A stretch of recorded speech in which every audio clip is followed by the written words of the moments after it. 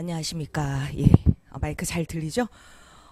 우리 감정평가사 민법은 여러분들 잘 우리 실강생을 선생님이 처음 만나갖고 시작하기 전에 오프닝 전에 막 기뻐갖고 점심 같이 먹자 막 들뜬 거예요. 그래서 선생님이 2003년부터 강의를 했으니까 되게 오래된 강사인데 감정평가사는 실강생을 처음 만나요. 그러니까 여러분이 첫 학생들인 거예요. 실강생으로는 인강이 많고 이러겠지만 그래서 되게 반갑네요.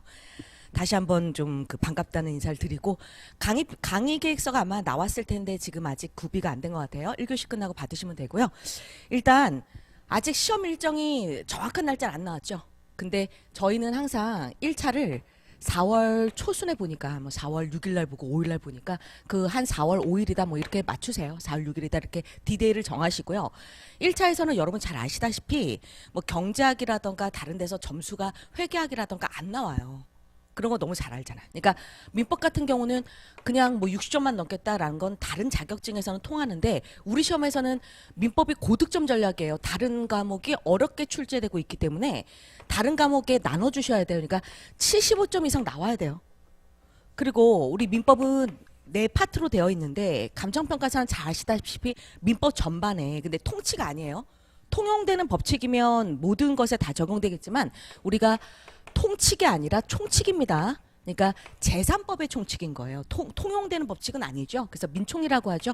우리가 1조부터 184조까지인데 그리고 권리를 공부해요. 모든 법학은. 여러분들이 감정평가사 자격증 딴 다음에도 법학 실력이 좀 탄탄해야 해결을 할 수 있는 문제들이 있거든요. 근데 모든 뭐 행정법 같은 거 그러니까 우리 행정법도 좀 많이 알아야 된단 말이에요. 근데 그런 보상법규라던가 행정법이라던가 이런 법은요 다 권리 공부예요. 권리 공부.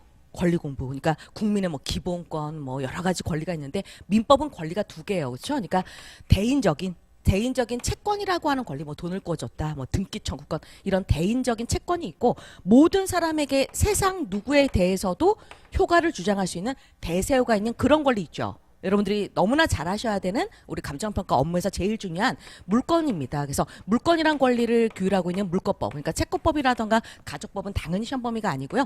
185조부터 372조까지 그래서 이렇게 두 파트, 민법의 크게 두 파트, 민총하고 물권하고 잘 아시다시피 두 파트인데 우리가 쉽지 않아요. 왜 쉽지 않냐면 무슨 뭐 법원행시가 됐든 그다음에 변호사 시험이 이제 그래도 그 민법에서 가장 뭔가 어려운 시험이라고 하잖아요. 근데 변호사 시험에서도 민법은 가족법까지 35문제예요. 그러니까 네 파트를 늘려서 굵직굵직하게 40문제가 안 되게 보면 중요한 것만 탁탁탁탁 내니까 오히려 그게 더 쉬워요. 범주가 이렇게 좀 거시적이니까. 근데 우리는 25문제도 아니고 40문제예요. 근데 네 파트가 아니라 두 파트에서 40문제니까 미시적으로 낸단 말이에요. 그러니까 이런 판례를 과연 낼까 싶은데 내기도 하고 그래서 조금 다른 시험보다 민법이 그렇게 쉽지만은 않아요. 그러니까 문제가 쉬운 듯 보이지만 다른 데서 안 나오는 파트를 건드려요. 가령 지역권 같은 경우는 그 대한민국에서 잘 안 내요. 변호사 시험에서 법원행시 내서 지역권을 왜 내요? 근데 우린 내요. 그러니까 이런 다른 시험하고 달리 좀 미시적으로 접근해야 될 거 선생님이 좀 터치해 줄 테니까 그런 부분까지 잘 하시고 대신에 출제 경향이 여러분들이 어렵다 보니까 출제 경향은 딱 확고합니다. 수문제 이렇게 딱 돼 있잖아요. 그리고 여러분들이 뭐 물건은 버리겠다. 아우. 감정평가 업무를 수행해야 되니까 물건을 버리겠다 이런 생각하시면 고득점하고도 안 맞고 안 돼요. 그러니까 더 잘하셔야 돼요. 물권법 더 잘하셔야 되고 물권법이 처음에 접근할 때만 용어가 좀 어려우셔서 그렇지 오히려 민법 총칙이 어려워요. 전반적인 거라 물건은 용어가 낯선 거지 낯선 거랑 어려운 건 다른 겁니다. 낯선 것만 극복하면 어렵지 않아요. 물권법이 오히려 더 쉬우니까 장악을 잘 하셔야 되는데 근데 다행인 건 뭐냐면 40문제고 미시적으로 좀 어렵게 낼 것 같은데 기출이 반복돼요.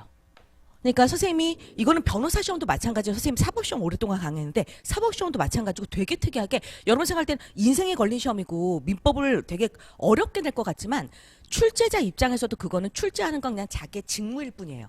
그러니까 뭔가 누군 오류가 난다던가 출제 오류가 난다던가 직무에 어떤 탓을 당하는 걸 싫어하기 때문에 그대로 출제합니다. 그래서 컨트롤 카페예요. 너무나 이제 오늘 이제 문제 풀다 보면 이렇게 성의 없게 내? 2023년에 간평에서 냈으면 이거를 좀 문항이라도 바꾸든가 좀 하지 어떻게 그렇게 성의 없이 또 냈어?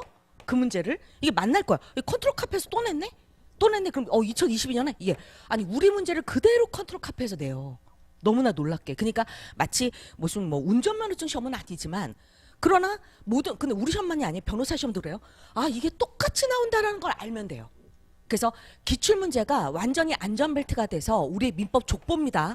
그러니까 족보 그대로, 그러니까 의대생만 족보가 있는 게 아니에요. 우리 족보 그대로 컨트롤 카피해서 내는데 그걸 버리고 기본서로 돌아가서 수험생은 되게 마음이 불안하거든요. 그러니까 시험이 임박할수록 3월 달에 쓰잘데없는 걸 봐요. 아, 이게 나올까? 이거 나올까? 아니에요.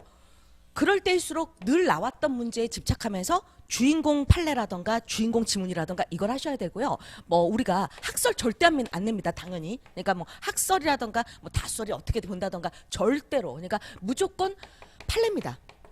판례.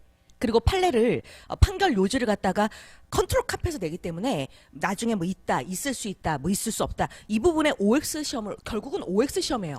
근데 중간에 한 5문장 됐을 때 중간에 뭐 함정을 파겠지? 아니요.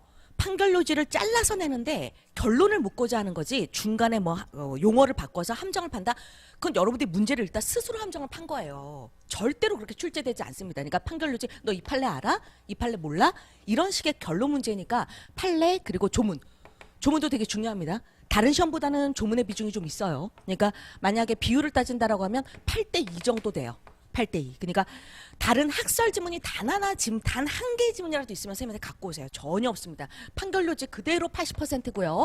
조문이에요. 조문도 특별법 같은 경우를 우리가 민사특별법을 많이 내진 않아요. 의외로. 그래서 부동산 부등법이라던가 이런 걸 많이 내지 않고 그냥 민법 조문 내에서 판결 요지에서 보여줬던 조문 그대로 민법 조문 20% 정도 등장을 합니다. 그래서 기출문제 푸시면서 아, 이렇게 반복해서 내는구나. 절대 잊지 마셔야 될 거는 4월 만약에 6일 날 시험이다라고 하면 민법 시험을 이제 80점대 막 맞아갖고 다른 데다 점수를 좀 나눠줘야 된다. 우리 여러분들이 어려워하시는 과목 있잖아요. 경제학 원론 그리고 회계학 이런 거 어렵잖아요. 그러니까 어떻게 하셔야 되냐면 시험 직전에 여태까지 많이 틀렸던 낯선 지문에 집착하시면 안 돼요. 그건 안 나와요. 그러니까 시험 전일수록 감정평가사 문제를 좀 풀어보시는 게 좋은데 4월 6일이 디데이다. 그러면 한 4월 1일?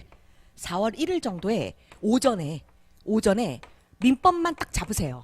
그러니까 민법을 어떻게 잡으시냐면 뭐 2019년 다운 받으셔서 뭐 큐넷 같은데 이제 강사들이 주는 거 말고 해설지 없는 거 그냥 우리 문제 40문제 있잖아요. 민법 문제 2019년 민법 간평 문제를 빨리 푸세요. 이미 많이 기출해서 답을 알고 능숙하겠지만 다시 한번 푸세요. 그래서 탁탁 풀고 답 맞추고 답을 맞춰야죠. 맞추고 바로 2020년 또 푸세요. 다른 과목 하지 마세요. 무슨 회계학이랑 같이 푼다 그러지 마시고요. 바로 푸세요. 또 바로 푸세요. 바로 푸세요. 이렇게 한 5개년 바로 풀면 이런 생각이 들어요. 내가 아까 2020년 거 풀었는 거 다시 푸나? 이건 2021년 건데? 똑같이 냈네?